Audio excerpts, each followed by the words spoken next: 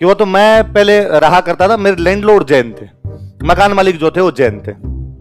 हम 6-7 लोग रहते, ऊपर उनका परिवार रहे, नीचे हम लोग रहा करते, पूरा फ्लैट ही ले रखा था उनका। मैं तब पढ़ाने लग गया था, 2013 के आसपास की बात है, 12-13 के आसपास की बात है। और एक दिन मैं शाम को घर गया, यहाँ पूरे दिन क्लासें, सुबह 7 बजे से 7 बजे तक क्लासें ली हुई। जाते ही सबसे पहले रसोई की तरफ घुसा, हम खाना वाना तो खाते हैं यार, और रसोई उस दिन हमारे सुन्नी है, एकदम खाली पड़ी रसोई। मैं रूम में गया, रूम में रूममेट से जाके पूछा, कह रहे आज भाई जी नहीं है क्या, खाना नहीं है? तो उन्होंने कहा यार आज सामने वाला जो जैनों का मंदिर है ना, इसमें प्रोग्राम है, तो उधर चलेंगे। मैं यार यूं जैनों के मंदिर में जाएंगे, कोई पहचान लेगा, शादी ब्याह में तो क्या यूं फर्जी में खा के आ जाते हैं अपने, तो ये जैन तो पहचान ले। उन्होंने कहा नहीं आज फर्जी नहीं जाना है, अपने को न्योता है, आज बुलावा है। कैसे बुलावा किसका है? तो ऊपर वाले जो अंकल है ना अपने, ये अंकल अपने इस जैन समाज की सोसाइटी का अध्यक्ष है। तो ये भैया भाभी जी ने कह के गए थे कि आज हमारे शाम को प्रोग्राम है, आप सारे यहाँ पे आ जाना। वो कब से है प्रोग्राम, मेरे को तो भूखी लग रखी है। तो उनका तू नाले मंदिर में जाना, नहा तो ले, हम तो तैयार बैठे तेरा ही वेट कर रहे थे, चलते हैं बाद में। मैं नया धोया नहीं थे, मैं 8, 8:15, 8:30 का टाइम हो गया, अब चलते हैं। उन्होंने ये टाइम दिया था कि 8-1 बजे के आसपास आ जाना। हम 8:30 बजे मंदिर में घुसे, 7 लोग एक साथ। एक तो हम शक्ल से ही समझ में आए कि जैन नहीं है। जैन यार फूट रहे गोरे गोरे होते हैं सारे, हम यहाँ काले कोजे भोंडे, कोई किसी की मूंछें बड़ी हुई, किसी की दाढ़ी बड़ी हुई। तो शक्ल से ही समझ में आ रहा है कि जैन तो इनमें से एक भी नहीं है। एक दोनों घुसते ही पूछा, और कह रहे हो कौन तुम? और हमने कहा भाई साहब अंकल के साथ है। अंकल की चलती थी, अंकल ने हाँ आने दो, अपने एटीट्यूड के साथ घुसे कैसे रोक सकते हो, हम प्रोग्राम में आए हैं अटेंड करने के लिए। हमारा पूरा फोकस इस बात पे था कि जाएंगे, जाते खाने पे टूट पड़ेंगे, भगवान के जोड़े हाथ फटाफट महावीर को किया नमन, खाना खाया, अपने आ जाएंगे, प्रोग्राम पूरा अपने। वहां जाते घुसे तो हमें कहीं खाने का प्रोग्राम दिखा ही नहीं। अब पूछे तो कैसे किसी को, जाते भाई जाते तो कैसे पूछ सकते हो खाना किधर है? थोड़ा बैठते हैं, बाद में थोड़ा देखेंगे। हम जाके बैठे, शुरुआत में कोई एक आरती जैसी वीर, उसके बाद कहा गया कि अब भगवान महावीर जब पैदा हुए थे तो उनकी मम्मी को सपने आए थे, उन सपनों के बारे में आपको विस्तार पूर्वक बताया जाएगा कि सपने कैसे कैसे आए थे। इसलिए छोटे छोटे बच्चे आपके साथ आएंगे और कहानी के माध्यम से, गीत के माध्यम से उन सपनों को बताएंगे। तो आपने कहा अपने तो सपने खुद को आएंगे, खाना नहीं खाया तो अपने 1-2 सपना देखते हैं, बाद में अपने उड़ते हैं। मैं सबसे सीनियर उनके अंदर, बाकी सारे जूनियर। तो थोड़ा एक आधा सपना आए थे, मैंने जो सबसे जूनियर बैठा था मैंने उसकी तरफ इशारा किया कि बार खाना के पता लगा क्या कहाँ पे है। वो थोड़ी देर में घूम घाम के यार उसने मेरी तरफ भाग के आ गई, कोई खाना नहीं है बाहर।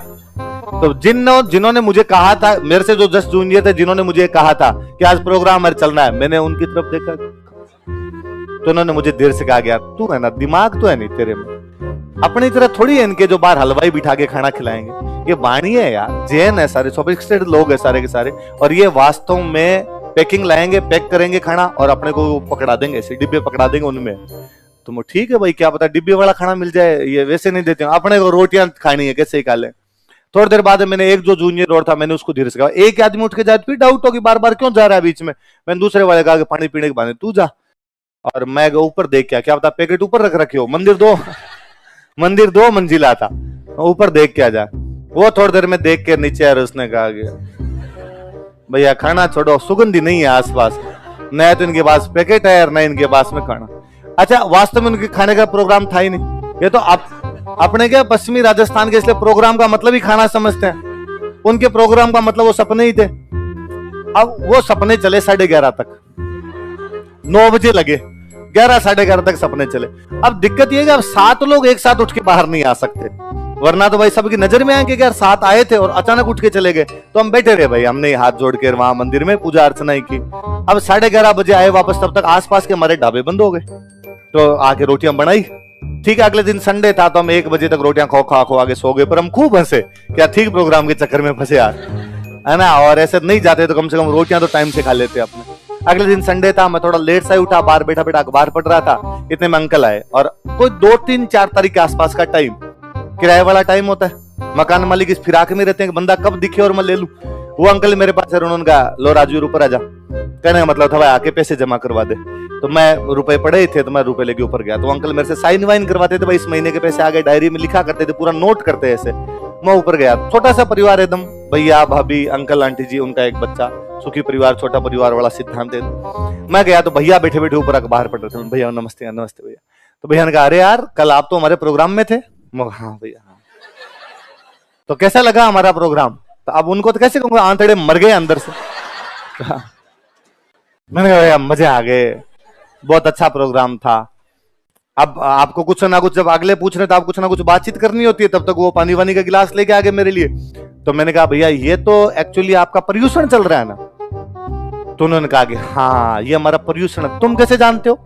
मैं भैया तो मैं जानता हूं ना कि भादवे के अंदर इतनी तारीख से इतनी तारीख तक आपका पर्यूषण चलता है, और ये वास्तव में आपके 10 दिन के व्रत होते हैं। अब जैसे व्रत खत्म होगा, मिच्छामी दुक्कड़म आ जाएगा आपके, और ये व्रत भी साल में 3 बार आते हैं, चैत में आते हैं, भादवे में आते हैं और माघ में आते हैं। तो भैया ने मुझे कहा अरे नहीं नहीं, तो तुम ये तुम्हें पूरा पता नहीं, ये 3 बार नहीं आते, भादवे में 1 ही बार आते हैं, और ये चैत्र और माघ में नहीं आते। अपने किताब में से याद किए हुए, नैना एग्जाम दिया तो अपने रटे हुए एकदम। मैंने कहा ना 3 बार आते हैं। भैया ने कहा अरे नहीं नहीं 3 बार, मैं कह रहा हूं यार मैं तो जैन हूं और मुझे पता है कि यार 3 बार नहीं आते, 1 ही बार आते हैं, हम 1 ही बार व्रत करते हैं। मैंने वापस कहा कि भैया ये महाव्रत है, इसलिए वो अणुव्रत है, इसलिए आप इनको करते हो। महाव्रत वाले होते हैं वो उन 2 को बाकियों को भी करते हैं। हम और भैया दोनों बहस कर रहे थे, मैं अंकल आए और अंकल अरे क्या हुआ कैसे बहस करने लगे।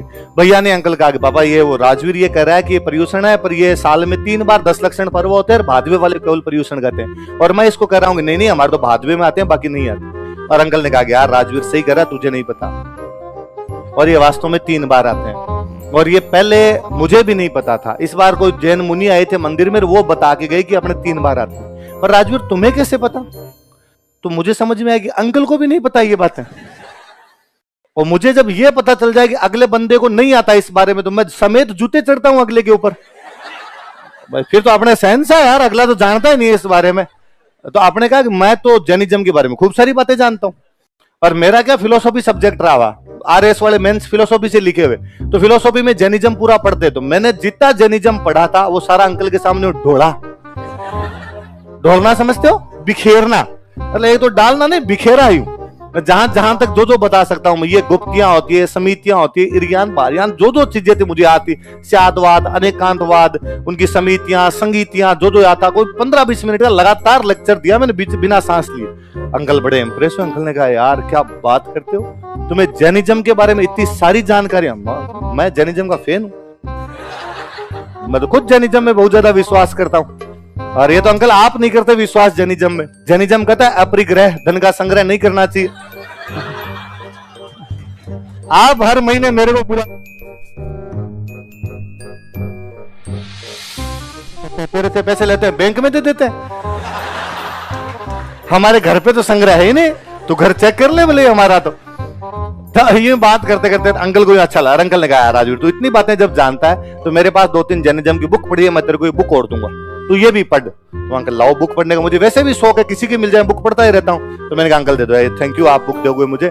फिर अंकल ने कहा पर यार, तो मैंने अंकल कहा अंकल मैंने कल एक चीज नोटिस की, आपके मंदिर में एक भी युवा नहीं था, टाबर थे ही नहीं, सारे बुजुर्ग लोग ही बैठे हुए थे वहां पे। तो उन्होंने कहा यार आजकल हमारे युवाओं का भी मोह भंग है, और तुम यार तुम्हारे मंदिर कितने जाते हो।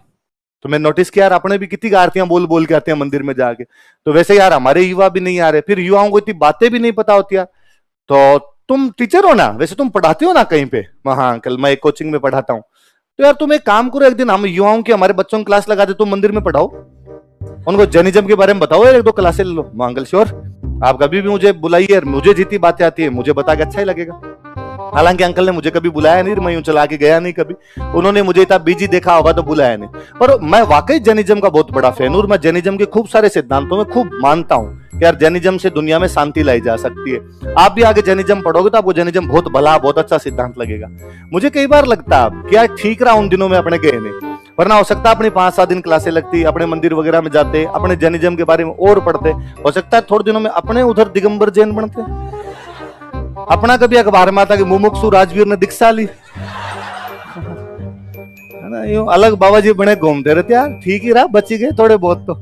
तो ये भाई पर्यूषण 3 बार आते हैं, सॉरी पर्यूषण 1 बार आता है, लेकिन 10 लक्षण पर्व जो होते हैं साल में कितनी बार आते हैं?